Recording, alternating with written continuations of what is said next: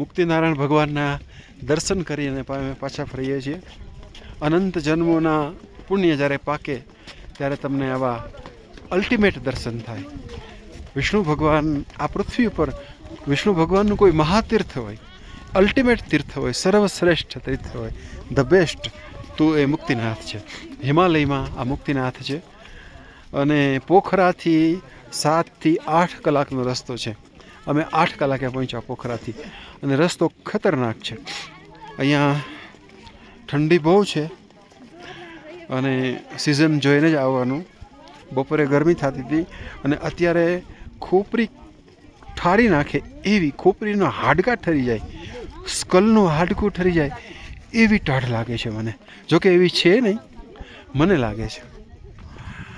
અને થોડુંક અઘરું છે, પણ એટલું અઘરું નથી કે થઈ ન શકે. જેણે 4 ધામ કર્યા હોય અને જેણે ગંગોત્રી યમનોત્રીનો ટ્રેક કર્યો હોય, યમનોત્રીનો, એ મુક્તિનાથ એના માટે એક રમત વાત છે. પણ મુક્તિનાથના દર્શન એ રમત વાત નથી. એ તો અનેક જન્મના પુણ્યનો પરિપાક છે. અને મુક્તિનાથના દર્શન કરવાથી જ મુક્તિનાથ યથા નામ તથા ગુણ એ મુક્તિપ્રદ છે. અને અહીંયા જે પ્રાર્થના કરો, જે ભાવ કરો, ભગવાન નારાયણ એ આપે છે. મેં બધા મિત્રો વતી પ્રાર્થના કરી કે મારા બધા મિત્રોની ટપાલ, જે માનસિક ટપાલ બધા મિત્રોએ આપી હતી, એ ટપાલની અંદર એની પ્રાર્થના હતી.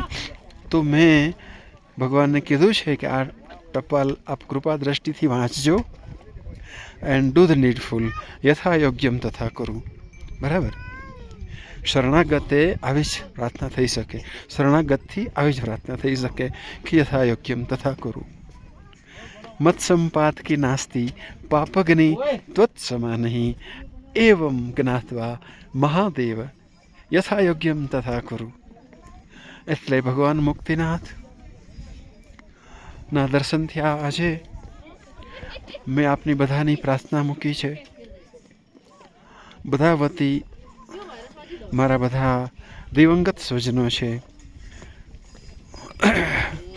એ બધાના નામ લઈને મેં પ્રાર્થના કરી છે ભગવાનને કે એ બધાની ઉચ્ચ ગતિ થાવ. ઓકે, જય મહાકાલ, જય મુક્તિનાથ. અહીંથી જવાનું મન જ ન થાય એવું અદ્ભુત છે. હિમાલય તો હિમાલય છે.